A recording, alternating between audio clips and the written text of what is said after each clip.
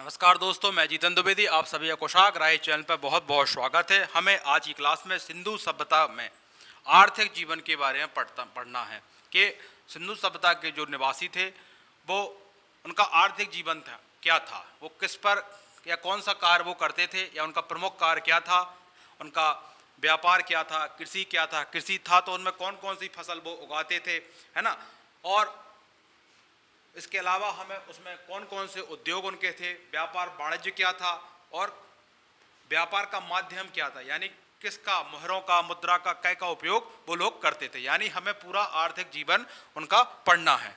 और इसके बाद हम सिंधु सभ्यता का हम पतन पढ़ेंगे। पतन में ये पढ़ेंगे, कुछ इतिहासकार कहते हैं बाढ़ के कारण पतन हुआ है ना। कुछ कहते हैं कि आग हुआ होगा, कोई कहता है वह आक्रमण है। इनके बारे में भी हम देखेंगे कौन विद्वान क्या बात कहते हैं।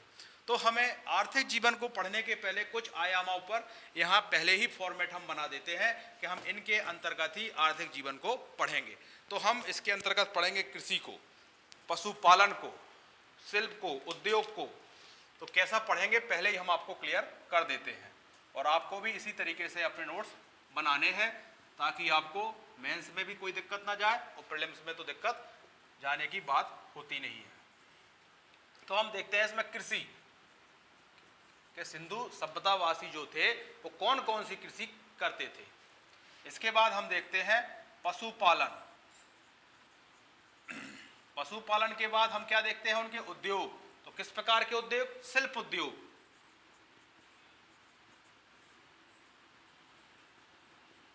ठीक, और क्या देखते हैं आर्थिक जीवन में, तो देखते हैं हम व्यापार वाणिज्य। व्यापार वाणिज्य और मोहरें, ठीक है ना। इन हम चीजों पर क्या करेंगे, इनको पढ़ेंगे। तो पहला ही हम पॉइंट देखते हैं कृषि को। कृषि सिंधु सभ्यता का प्रमुख व्यवसाय या उनका क्या कहते हैं, सिंधु सभ्यता के लोगों का मुख्य आधार कृषि कार्य ही था। तो पहले हम कृषि को पढ़ेंगे, फिर हम पशुपालन को देखेंगे और फिर हम बाकी अन्य आयामों को देखेंगे। तो कृषि की ही बात करते हैं। इसमें ही पहला पॉइंट हम लिखते हैं कि सिंधु सभ्यता के लोगों का मुख्य आधार कृषि कार्य था।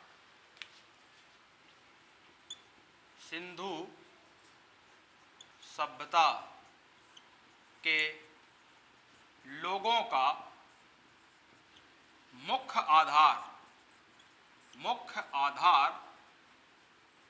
कृषि कार्य था। कृषि कार्य था, ठीक। पहला तो यही क्लियर हो गया। अब कृषि कार्य क्यों था, तो उसकी वजह है यहां पर उपजाऊ जलोल मृदा, यही इसके नीचे ही लिखें क्यों क्यों कृषि इनका मुख्य आधार था। तो इसकी वजह है, क्या है वजह, यहां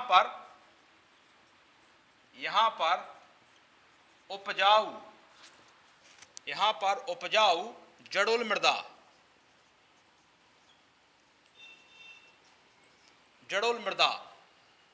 अच्छा जलोल मृदा कहाँ से आती है, तो नदियों द्वारा लाई गई जो मृदा होती है वो कहलाती है आपकी जलोल मृदा। सबसे ज्यादा उपजाऊ भी यही होती है, एलुवियल सॉइल इसको कहते हैं। तो यहाँ कहाँ से नदियां लाती होंगी, ये सभ्यता कौन सी है, सिंधु सभ्यता। तो सिंधु व सिंधु की सहायक नदियों द्वारा। तो यहाँ पर उपजाऊ जलोल मृदा सिंधु व उसकी सहायक नदियों द्वारा लाई जाती, उसकी सहायक नदियों द्वारा लाई गई, ठीक। इसलिए यहां मुख्य आधार क्या है, कृषि है, क्योंकि यहां मिट्टी कैसी है, जड़ोल है। जड़ोल मिट्टी कैसे आती है, नदियों द्वारा। तो कौन सी नदी ला रही होगी, सिंधु और सिंधु की सहायक नदियों द्वारा, ठीक। अब क्या होता है इसके बाद, इनके द्वारा नवंबर माह में फसल बोदी जाती है और अप्रैल माह में काट ली जाती है। इसका आशय यह हुआ कि इनको राबी की फसल का क्या था, ज्ञान था। तो एक पॉइंट और लिखेंगे आप यहां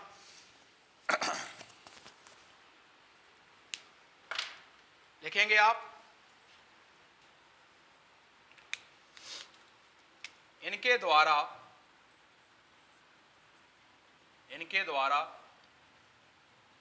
नवंबर माह में फसल बो दी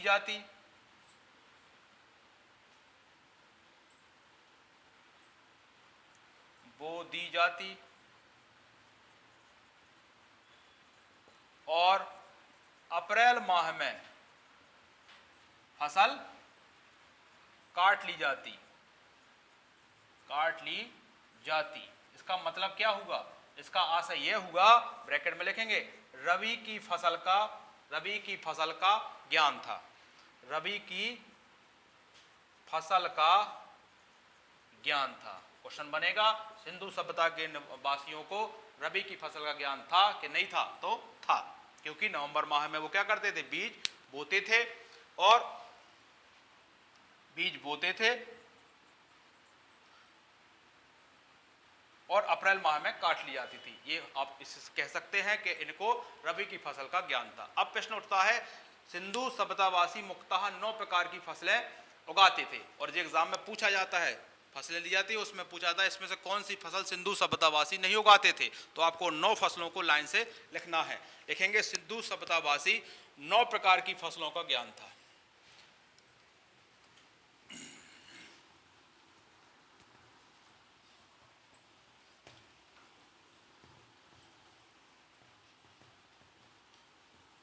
अगला पॉइंट क्या लिखेंगे कृषि में? आप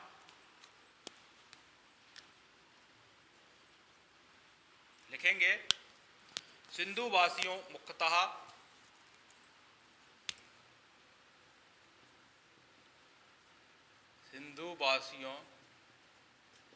मुख्यतः 9 प्रकार की फसलें उगाते थे, या 9 प्रकार की फसलों का ज्ञान था। 9 प्रकार की फसलों का ज्ञान था। कौन कौन सी है वो 9 प्रकार की फसलें? तो नंबर 1 पे लिखेंगे आप गेहूं, 2 पर जौ,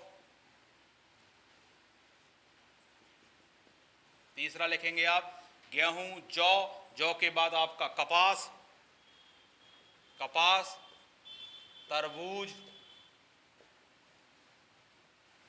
5वां खरबूज, 6ठा चना, 7वां मटर, 8वां सरसों, और बचता है आपका तिल, 9वां हो गया तिल। ये फसल जो हमें लिखाई है 1 2 3 करके आप इनको याद कर लेना, क्योंकि ये इंपॉर्टेंट है और पूछा जाते 9 फसल कौन सी नहीं है, तब आपको इनको ध्यान रखना होता है। गेहूं, जौ, कपास, तरबूज, खरबूज, मटर है, ये है ना,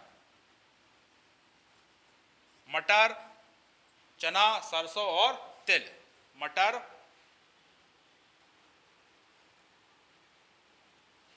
चना नहीं है, राई है आपकी, अब सही है। गेहूं, जौ, कपास, तरबूज, खरबूज, राई, मटर, सरसों, तिल, ये हो गई आपकी 9 प्रकार की फसलें। ठीक, अब यही आप लिखेंगे, इसके अतिरिक्त कुछ स्पेशल जगह कुछ और चीजें होती थी, तो लिखेंगे इसके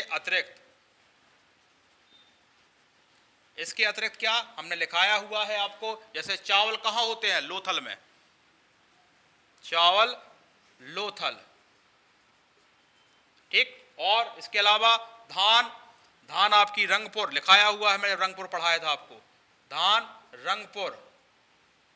और इसके बाद बचता है आपका बाजरा या बाजरे, ये आपके, ये भी कहाँ है? लोथल में।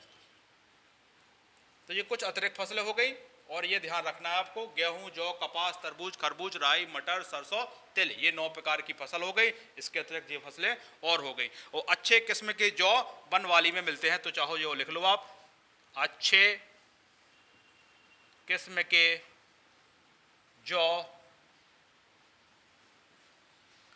बनवाली में मिलते हैं, बनवाली में मिलते हैं। ठीक, ये होगा कुछ आपको फसलों के बारे में। अब हमें क्या देखना है कृषि में? हमें इतना ही देखना था क्या कि इनका प्रमुख आधार क्या है? कृषि है, और कृषि क्यों है उसकी वजह भी बता दी, क्योंकि यहाँ जड़ोल मृदा है, सिंधु उसकी सहायक नदियों द्वारा लाई गई मृदा से, और यहाँ 9 प्रकार की फसलों का इन्हें ज्ञान था। नवंबर माह में बीज बोते थे, अप्रैल माह में काट लेते थे। इसका आशा यह है कि इनको रबी की फसल का क्या था? ज्ञान था। और हमें 9 फसलें भी लिखा दी और उसके बाद कुछ अतिरिक्त भी लिखा दिया। अब हमें देखना है इनका पशुपालन। अच्छा, कभी स्पेशल क्वेश्चन आ जाए कृषि के बारे में, सिंधु सभ्यता के कृषि पर टिप्पणियां कीजिए, तो भी आपके पास पर्याप्त डेटा है कि आप उसको क्वेश्चन को लिख सकते हैं आसानी से। पशुपालन पर आता है तो भी उसको आप आसानी से डिलीवर कर सकते हैं। वो आर्थिक जीवन पे आता है तो आप लिख ही लोगे। अगला लिखें पशुपालन। तो पशुपालन का दूसरा प्रमुख व्यवसाय था। क्या लिखोगे? पहले तो आप डाल लें पशुपालन। आर्थिक जीवन में हम दूसरा पढ़ रहे हैं पशुपालन। तो कृषि इनका प्रमुख था, और ये क्या है? दूसरा प्रमुख व्यवसाय। ठीक, यानी कृषि के बाद दूसरा प्रमुख व्यवसाय क्या था इनका? पशु थे या पशुपालन था। अब पशुपालन का उपयोग ये कैसे करते थे? यह लोग दूध, मांस उनके द्वारा कृषि कार्य में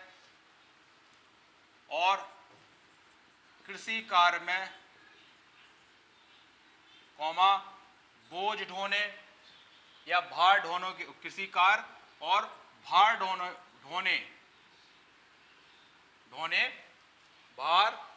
के रूप में क्या करते थे? प्रयोग करते थे। जानवरों का भार ढोने के रूप में प्रयोग करते थे या उपयोग करते थे। तो जो लोग क्या करते थे पशुपालन का? दूध भी, मांस भी, कृषि कार्यों में भी उनकी सहायता लेते थे और भार ढोने में भी क्या करते थे? पशुपालनों का उपयोग करते थे। ठीक, और देखें यहां कौन कौन से पशु होते थे इनके पास। तो यहां गाय को नहीं लिखना है, यहां पर लिखेंगे बैल, भेड़, बकरी, ठीक है ना, और कुत्ते, बिल्ली, हाथी आदि। कुत्ते, बिल्ली, हाथी आदि। अच्छा, जो इनका प्रिय पशु था, ये इंपॉर्टेंट में लिखना है आपको। हालांकि ये इंपॉर्टेंट पॉइंट है, हालांकि प्रिय पशु कौन था? तो आपको हम लिखा चुके हैं अभी धार्मिक में, कुवड़ वाला सांड। तो लिखेंगे आप कुवड़ वाला सांड। इसकी पूजा भी करते थे लोग, ये उनका प्रिय जानवर हो गया। यहां चाहो नोट में लिख लो, एक इंपॉर्टेंट पॉइंट लिख लो, गाय घोड़ा ऊंट का अंकन मोहरों पर या मुद्राओं पर नहीं मिलता है। तो लिखेंगे, इंपॉर्टेंट है, कभी पूछ सकते हैं। क्या लिखेंगे आप? गाय, ऊंट और घोड़ा, जबकि यहां घोड़े के साक्ष्य मिले हैं, जबड़ा मिला है, कंकाल मिला है ना, और घोड़े के दांत भी मिले हैं, फिर भी अंकन नहीं मिला। किस पर? मोहरों पर, मुद्रा पर अंकन नहीं मिला है। तो लिखेंगे गाय, ऊंट, घोड़े का अंकन मुद्रा ब्रैकेट में मोहर पर नहीं हुआ।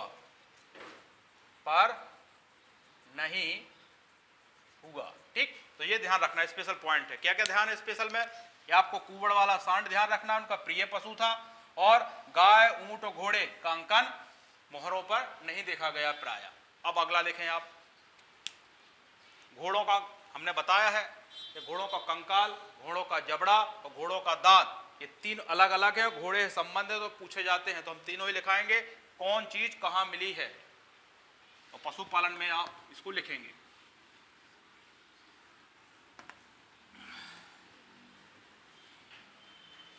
क्या लिखेंगे?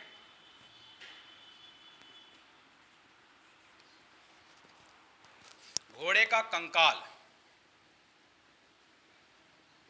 इसको हम पढ़ा चुके हैं। कहाँ मिला है? ये आपके सुरकोतड़ा में मिला है। सुरकोतड़ा कहाँ है? गुजरात में। सुरकोतड़ा लिखेंगे गुजरात। दूसरा ये हो गया घोड़े का कंकाल, घोड़े का जबड़ा,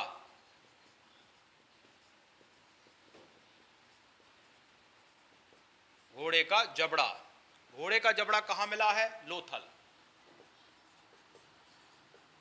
ठीक, और घोड़े का दांत ये मिला है ये मिला है आपका राना घुंडाई, पाकिस्तान में है,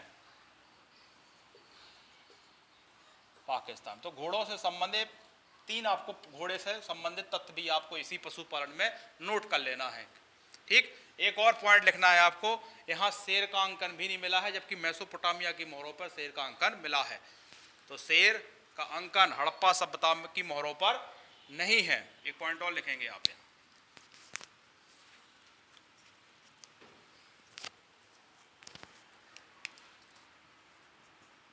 शेर का अंकन हड़प्पा सभ्यता की मोहरों पर नहीं है, जबकि जबकि जबकि मेसोपोटामिया में अंकन है, जबकि मेसोपोटामिया में अंकन है। मतलब मेसोपोटामिया की मोहरों में अंकन है और हड़प्पा सभ्यता की मोहरों पर अंकन नहीं है। तो आपका ऊंट हो गया, गाय हो गया, है ना, आपका घोड़ा हो गया, शेर भी हो गया, जो कि मोहरों पर अंकन नहीं है। ठीक है, तो ये पशु से संबंधित कुछ तथ्य थे और इसको आपने आर्थिक जीवन में भी इसको देख लिया है। अब हमें देखना है शिल्प उद्योग। क्या देखना है हमें? शिल्प उद्योग। और इंडिविजुअल भी पूछा जाता है तब भी आप इसको आसानी से कर पाओगे, क्योंकि आर्थिक जीवन जब लिखने बैठोगे तो पूरा थोड़ी पशुपालन लिख दोगे आप, सबके 2-2, 3-3 पॉइंट लिखोगे, कृषि लिखोगे, पशुपालन, उद्योग, मोहरें, सब पर लिखोगे, आपके आराम से जितने एग्जाम की रिक्वायरमेंट है आप पूरे कर पाओगे। लिखेंगे शिल्प उद्योग। तीसरा, यहां कौन कौन से शिल्प उद्योग थे? तो आप देखें, पहला आप कपड़ा उद्योग ही देख लें आप, या मृदभांड उद्योग ही देख लें। तो लिखें मृदभांड उद्योग। तो मृदभांड उद्योग, मृदभांड तो जानते हो आप, फसलों को रखने के लिए का बर्तन होता है। अब मृदभांड उद्योग जो देखना है हमें, ये कैसे बनते थे?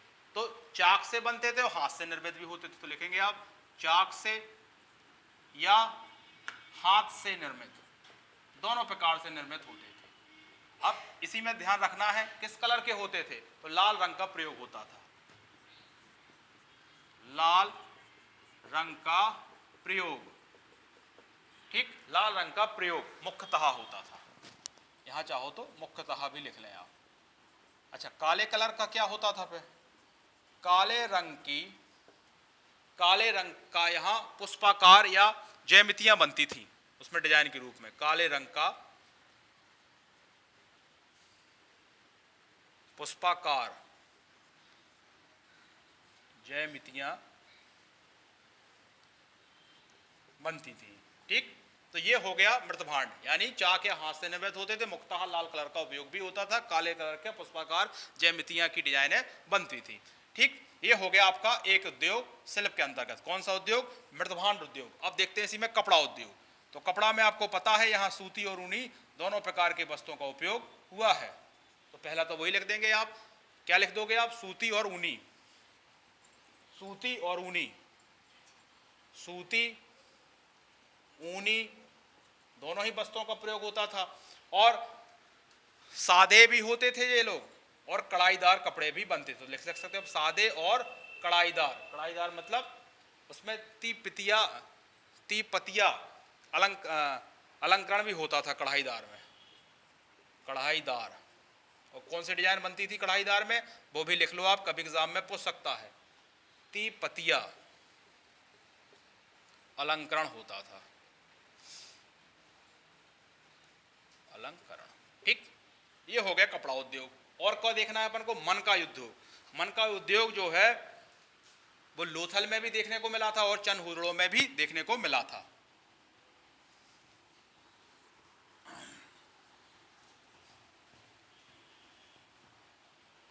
तो लिखेंगे आप इसी में तीसरा, मन का उद्योग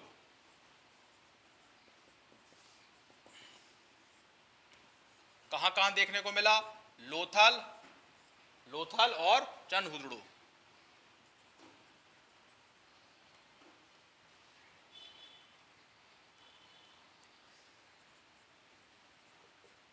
दोनों जगह कारखाने देखने मिले हमें इनके। दोनों या मन के बनाने के कारखाने मिले हमें, मन के बनाने के कारखाने। ठीक, ये हो गया आपका। और क्या है यहाँ, इसके बाद आपको देखना है सीप उद्योग। तो सीप उद्योग भी दो जगह में, यानी लोथल में और आपका बालाकोट में, ये दो जगह ये भी उद्योग देखने को मिला है। इस प्रकार आपके ये क्या हो गए, शिल्प उद्योग हो गए। अब हमें देखना है इसमें चौथा पॉइंट आपका क्या, व्यापार वाणिज्य। इनका व्यापार कहाँ होता था सिंधु सभ्यता का, तो यहाँ दो प्रकार से देखेंगे हम, आंतरिक व्यापार और इनका अंतर्राष्ट्रीय व्यापार।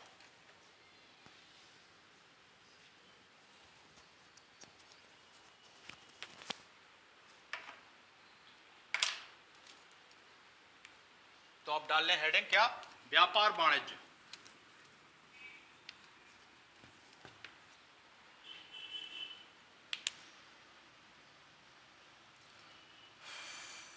व्यापार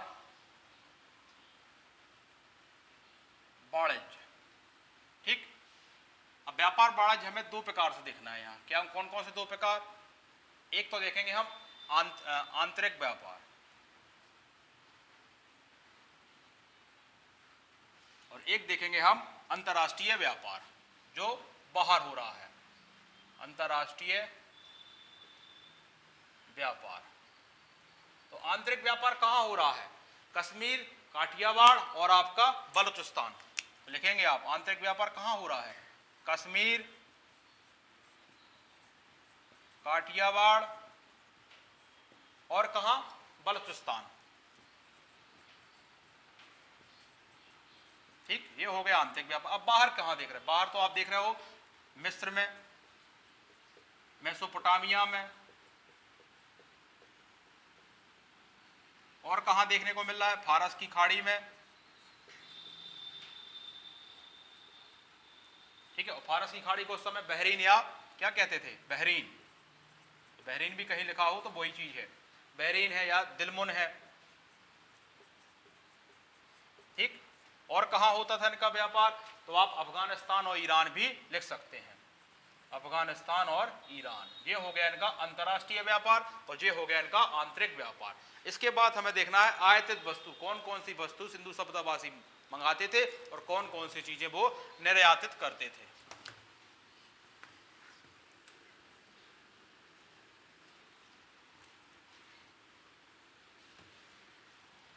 लिखेंगे इसी में आप आयातित वस्तुएं।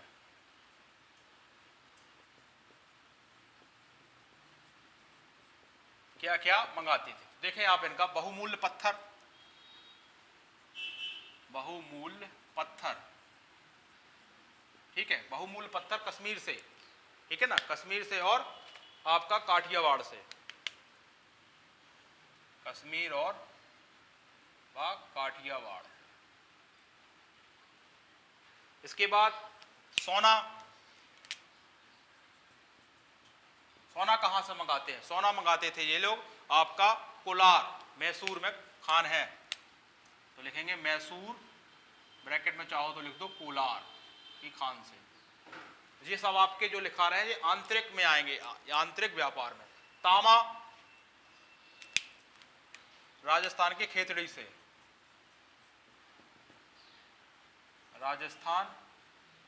राजस्थान खेतड़ी, ये खेतड़ी खान है।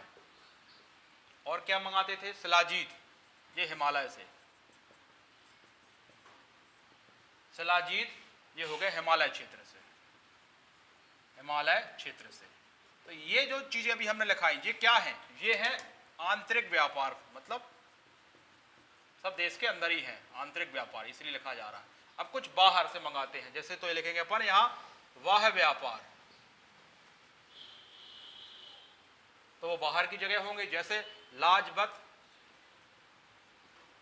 मणि, लाजपत मणि हुआ अफगानिस्तान के बदख्ता क्षेत्र से, बदस्ता क्षेत्र से। तो क्या लिखोगे आप, अफगानिस्तान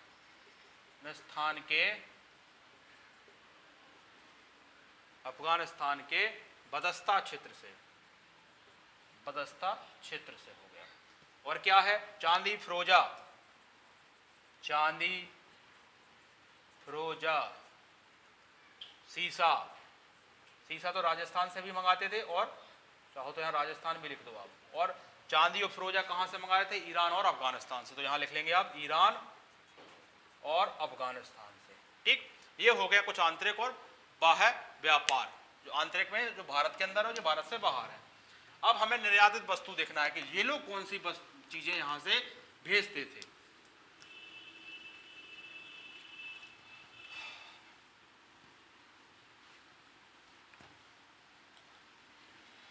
तो लिखेंगे आप निर्यातित वस्तुएं।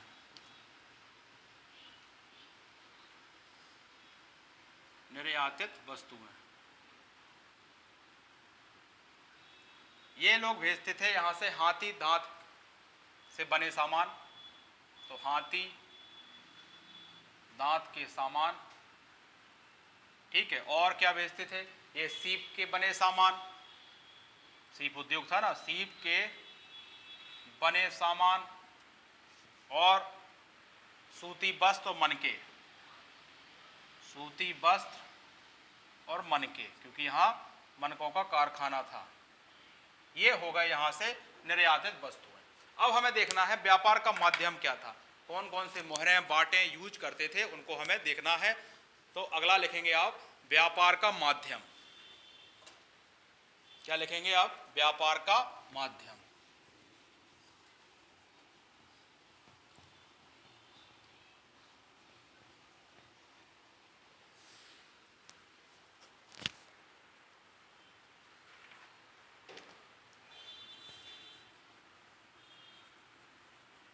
व्यापार का माध्यम। तो पहले तो आप देखें क्या, माप। ये माप कैसे करते थे? तो देखें माप के लिए क्या था, विविध प्रकार के इनके पास बांट थे और माप थे। तो क्या लिखोगे? विविध प्रकार के बांट थे, विविध प्रकार के बांट थे। घनाकार, घनाकार मतलब इस प्रकार की आकृति के इनके पास बांट थे, इस टाइप से। ये घनाकार था, घनाकार, ठीक। और माप के लिए क्या यूज करते थे ये लोग? माप के लिए करते थे हाथी दांत। तो माप के लिए हाथी दांत, ठीक। माप मतलब मापने के लिए हाथी दांत का प्रयोग करते थे। मतलब बांटों का प्रयोग होता था और हाथी दांत का माप के लिए प्रयोग होता था।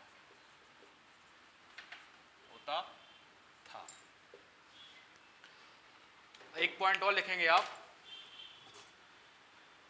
जहां माप की इकाई 16 के अनुपात में थी, या 16 के अनुपात में या गुणज में, ब्रैकेट में चाहो तो गुणज भी लिख सकते हो। कैसे? जैसे 16, 32, 64, इस प्रकार, ठीक है ना, इस माप में थी। अच्छा, बांट बनते कैसे थे? तो बांट प्रायः कैसे बनते थे? सैलखड़ी से, चूना पत्थर से, लिख सकते हैं चूना पत्थर, सैलखड़ी, चूना पत्थर, सैलखड़ी, प्लेट आदि से, ठीक है ना। तो हमने क्या देखा इसमें? विविध प्रकार के बांट यूज करते थे। बांट घनाकार के होते थे, माप के लिए हाथी दांत का उपयोग करते थे। और माप की इकाई, ये पूछा जाता है माप की इकाई कैसी थी? तो माप की इकाई आपके, माप की इकाई कैसे थे? 16 के गुणज में थी, जैसे 16, 32, 64, है ना। और बांट प्रायः चूना पत्थर या सैलखड़ी से बनाए जाते थे। अब हम अच्छा एक और नोट में लिखें आप, यहीं इसी में नोट में लिखेंगे आप। एक प्रश्न बनता है, एक हड़प्पाई फुट कितने सेंटीमीटर के बराबर होता था? तो लिखेंगे एक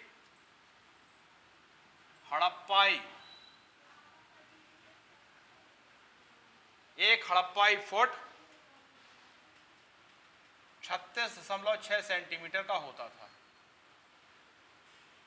ठीक। ये आप ध्यान रखेंगे, 6 नहीं है 7 है, 36.7 सेंटीमीटर का होता था। इंपॉर्टेंट है, हड़प्पाई फुट कितने सेंटीमीटर का होता था? 36.7 सेंटीमीटर का होता था। अब हम इसकी कुछ मोहरों के बारे में देखते हैं, क्योंकि हमारा टॉपिक क्या है? व्यापार का माध्यम। हमारा टॉपिक क्या है? व्यापार का माध्यम।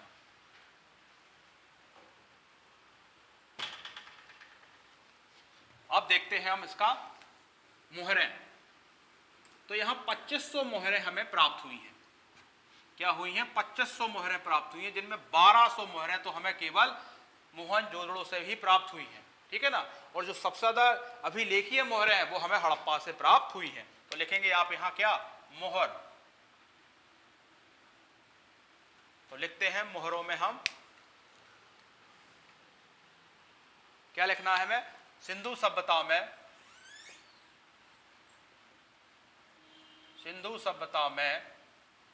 2500 मोहरें प्राप्त हुई। ठीक, इस 2500 में से 1200 मोहरें हमें मोहनजोदड़ो से मिली हैं, जोदड़ो से प्राप्त हुई हैं। यानी सर्वाधिक पूछा जाए सर्वाधिक मोहरें कहां से प्राप्त हुई, तो मोहनजोदड़ो से प्राप्त हुई। इसके बाद सर्वाधिक अभिलेखीय मोहरें, अभिलेखीय मतलब उसमें कुछ ना कुछ लिखा हुआ होगा। सर्वाधिक अभिलेखीय मोहरें ये कहां से मिली? हम लिखा चुके हैं आपको पढ़ाते समय, हड़प्पा से। ये हड़प्पा से अभिलेखीय मोहरें मिली हैं और सर्वाधिक मोहरें हमें मोहनजोदड़ो से मिली हैं। अच्छा, इनके आकार की बात आ जाती है कई बार कि इन मोहरों का आकार कैसा है, इन मोहरों का आकार कैसा है। तो आकार जो हमें मिली है अपने यहां वर्गाकार वो है सर्वाधिक है। ठीक, इसके बाद आयताकार, जिसको आप चौकोर भी कह सकते हैं, आयताकार ब्रैकेट में लिख चाहो तो चौकोर भी लिख सकते हैं। और सबसे कम कौन सी मिली है हमें? बेलनाकार। तो लिखेंगे बेलनाकार सबसे कम मिली है।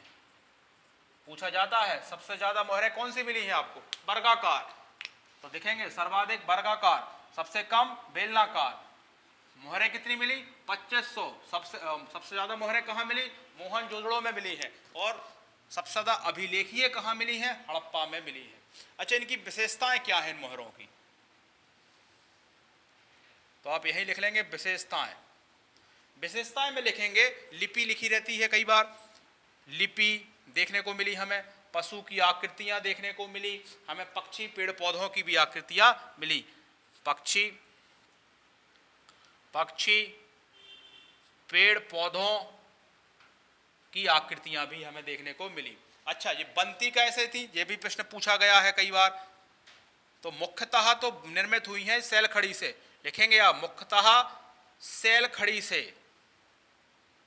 ठीक है, मुख्यतः सैल खड़ी से। बाकी के लिए आप लिखेंगे मिट्टी से, कांचली से, फिरोजा से, चर्ट से, जो भी पत्थर यूज होते थे, फ्लिंट आदि से। बाकी मुख्यतः की बात आएगी तो सैल खड़ी से मोहरें बनती थी। तो मोहरों के बारे में अलग से भी यदि क्वेश्चन पूछा जाए तब भी आपको दिक्कत नहीं है। सिंधु सभ्यता में 2500 मोहरें मिली, 1200 मोहरें मोहनजोदड़ो में मिली हैं, सबसे ज्यादा अभिलेखीय मोहरें हड़प्पा में मिली हैं।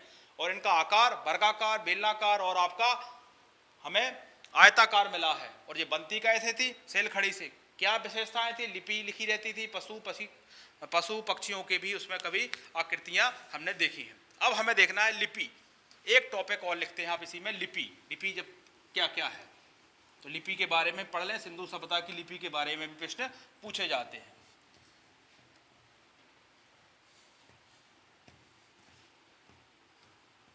हमने मोहर भी क्लियर कर दी आपको। इनकी कौन कौन से जो माध्यम पढ़ रहे हो आप, एक एक चीज अलग से क्लियर किया है, इसलिए इसको हमने एक अलग वीडियो ही रखा है ताकि आपको आर्थिक जीवन के बहाने इनके और तथ्य को भी आपको जानने का मौका मिले।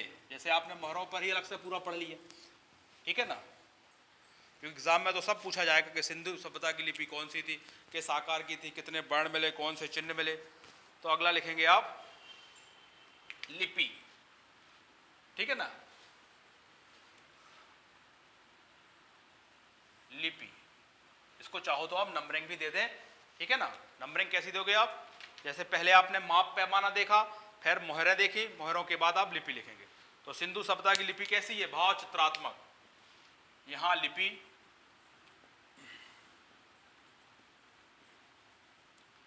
भाव चित्रात्मक है। पहली चीज तो यही क्वेश्चन बनता है कि कैसी लिपि है? भाव चित्रात्मक। अच्छा, इस लिपि की क्वालिटी है क्या है उसको देखते हैं। क्या है? यह बाएं से दाएं, यह बाएं से दाएं या दाएं से बाएं, बाएं से दाएं या दाएं से बाएं लिखी गई है, लिखी गई है, जिसे एक स्पेशल नाम से जाना जाता है। इसको आप लिखेंगे, इसको लिखेंगे आप बुस्टोफेडन,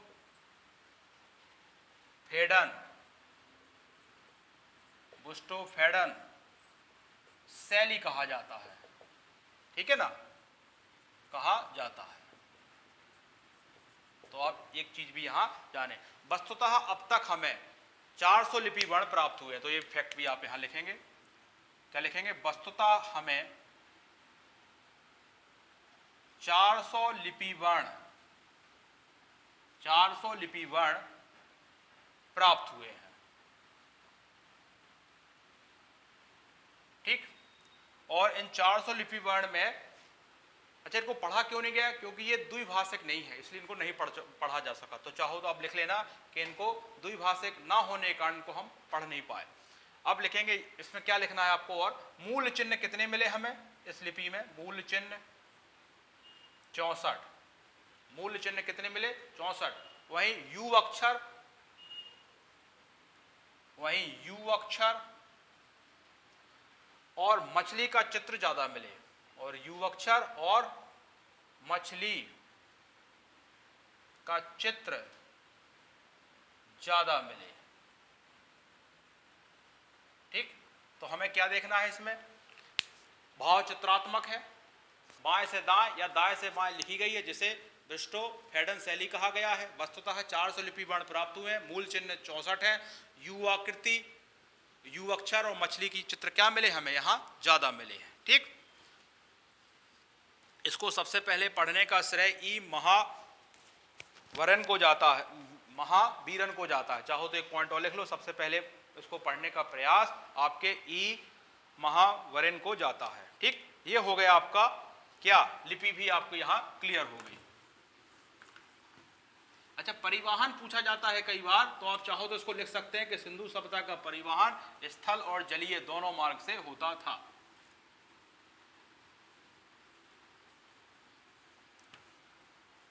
स्थल और जलीय मार्ग से होता था। चाहो तो इस पॉइंट को भी आप लिख लो, परिवहन पूछा जाता है ये भी प्रश्न। परिवहन में क्या लिखना है आपको? वस्तुतः व्यापार स्थल और जलीय मार्ग दोनों से होता था। तो लिखेंगे क्या? वस्तुतः व्यापार स्थलीय और जलीय दोनों मार्ग से होता था, ठीक। ये पॉइंट भी आप ध्यान रखेंगे। एक पॉइंट और इसमें देख लो आप, क्या? व्यापार और वाणिज्य। क्या लिखोगे आप? व्यापार और वाणिज्य। व्यापार और वाणिज्य में बहरीन द्वीप, बहरीन द्वीप, जिसको आपने दिलमुन लिखा था, अभी हमने लिखवाया था आपको, दिलमुन के लोग मध्यस्थता करते थे, के लोग मध्यस्थता करते थे, ठीक है। बहरीन के बारे में आप चाहो तो लिख लो, सूर्योदय का देश है, साफ सुथरा नगर है। इसके बारे में आप 2-3 पॉइंट चाहो तो लिख सकते हो। क्या लिखोगे? सूर्य उदय का देश कहलाता है ये।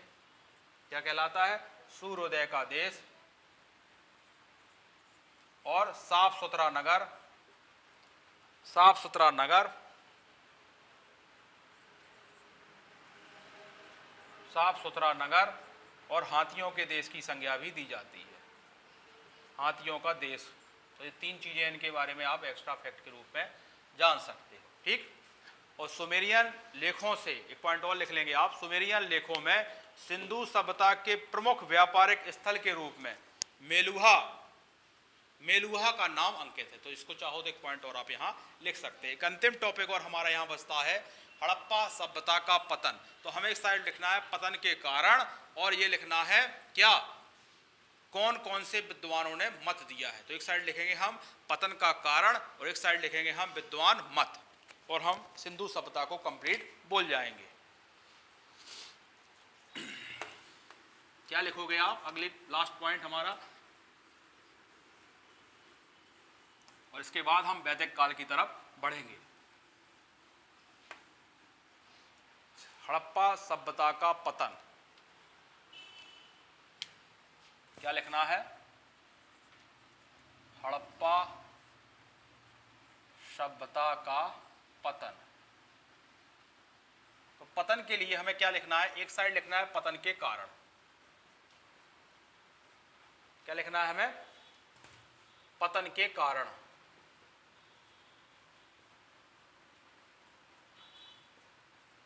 और एक साइड लिखेंगे हम क्या, विद्वान मत, किसने क्या कहा है।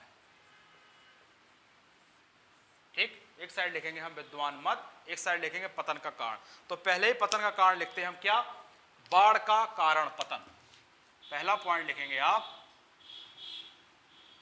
बाढ़ के कारण पतन। ये किन किन लोगों ने कहा है या किन किन विद्वानों ने इस बात का समर्थन किया है कि बाढ़ के कारण पतन हुआ। हम जब शुरुआत में पढ़ा रहे थे तो हमने बताया था यहाँ 7 बार बाढ़ और 7 बार डूबा है। ये किसने कहा था, मार्शल ने कहा था, जॉन मार्शल। तो जॉन मार्शल इसका सपोर्ट करते हैं कि हाँ, बाढ़ से सिंधु सभ्यता क्या होगी, पतन हुआ होगा। इसके साथ अर्नेस्ट मैके भी इसी बात का समर्थन करते हैं, अर्नेस्ट मैके। ठीक, और एक विद्वान और इनके साथ एस.आर. राव, एस.आर. राव, जिन्होंने ये भी कहा था कि सती प्रथा के साक्ष्य यहाँ नहीं, दास प्रथा के प्रमाण नहीं मिलते, यही है वो एस.आर. राव। अब ये तो हो गया बाढ़ के कारण। अब लिखना आर्यों का आक्रमण या वह आक्रमण की बात होती है। तो लिखेंगे आर्यों का आक्रमण, या इसी को कहा जाता है वाह आक्रमण, कि वाह आक्रमण हुआ होगा या आर्यों ने मध्य एशिया से जो आ रहा है उन्होंने सिंधु सभ्यता पर हमला किया होगा और सिंधु सभ्यता क्या हो गई होगी, मिट गई होगी। इसके समर्थन किया है गार्डन चार्ल्स, व्हीलर महोदय और स्टूबर्ट पिगट महोदय। 3 लोगों ने इसकी बात भी कही है। आपसे एग्जाम में क्या पूछा जाएगा, बाह्य आक्रमण की बात किन विद्वानों ने की है, आपको ये याद रखने होंगे। तो गार्डन चाइल्ड, गार्डन चाइल्ड, और गार्डन चाइल्ड के बाद कौन है आपके, व्हीलर महोदय, या इसको मॉन्टिमर व्हीलर भी लिख लें आप, मॉन्टिमर व्हीलर। और कौन है आपके, पिगट महोदय, जिन्होंने जुड़वा राजधानी भी कहा है। तो आपके स्टूवर्ट पिगट, पूरा नाम उनका स्टूवर्ट पिगट है, आप चाहो तो लिख लो, हम कई बार लिखा चुके हैं, स्टूवर्ट पिगट। ये 3 लोगों ने कहा है कि बाह्य आक्रमण यानी आर्यों ने ही सिंधु सभ्यता का क्या किया है, पतन किया है। ठीक, अब है जलवायु परिवर्तन। कई विद्वानों ने कहा है कि नहीं, जलवायु परिवर्तन हुआ होगा जिससे ये सभ्यता क्या हो गई, नष्ट हो गई। तो जलवायु परिवर्तन, ये किसने कहा है, तो जलवायु परिवर्तन कहा है अरेल स्टाइन ने, अरेल स्टाइन, अरेल स्टाइन ने कहा है और अमलानंद घोष ने कहा है, अमलानंद घोष। ये 2 विद्वानों ने क्या कहा है, जलवायु परिवर्तन के बारे में कहा है। एक हुआ भूतात्विक परिवर्तन की बात भी कही गई है कि भूतात्विक परिवर्तन की वजह से भी सिंधु सभ्यता क्या हो गई, नष्ट हो गई होगी। तो लिखेंगे भूतात्विक परिवर्तन। किन किन विद्वानों ने यह बात कही है, तो M.R. साहनी, M.R. साहनी ने यह बात कही है कि ये आपकी खत्म हुआ होगा। राइबस व डेल्स ने, राइबस व डेल्स ने भी यही बात कही है, राइबस व डेल्स। ठीक, अब अग्नि के कारण पतन हुआ, ये केवल डी.डी. कौशाम्बी ने कहा है, तो ये भी लिख लें, पूछा जाता है, इंपॉर्टेंट है। अग्नि के कारण पतन, आपको बिल्कुल ध्यान रखना है, ये पतन के कारण है और ये किसके विद्वानों ने इसका समर्थन किया है, ऐसे पूछा जाता है। डी कौशाम्बी, डी कौशाम्बी, ठीक। और देखना है आपको, प्रशासनिक सफलता के कारण भी पतन हुआ है, तो ये जॉन मार्शल ने भी एक बात कही है, तो लिखेंगे आप प्रशासनिक शिथिलता, शिथिलता, प्रशासनिक शिथिलता किसने कहा है? मार्शल महोदय ने कहा है, इनको भी आप लिख लेना, मार्शल।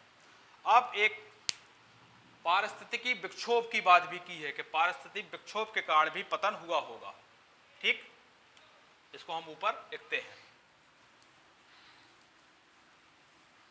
नंबर 7,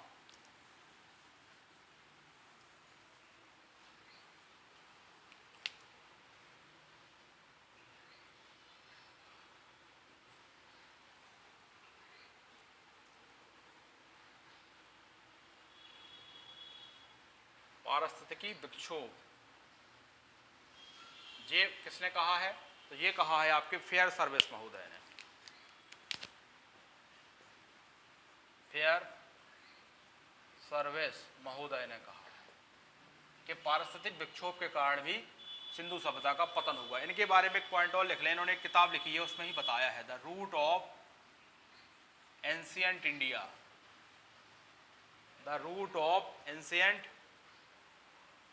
इंडिया बुक में इन्होंने ये बात कही है, ठीक। एक अदृश्य गाज की भी बात कही है, वो लिख लें आप अंतिम।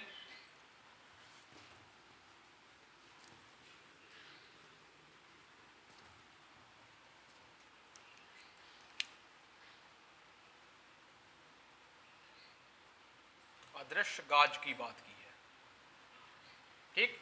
विद्वान का नाम लिखें, एम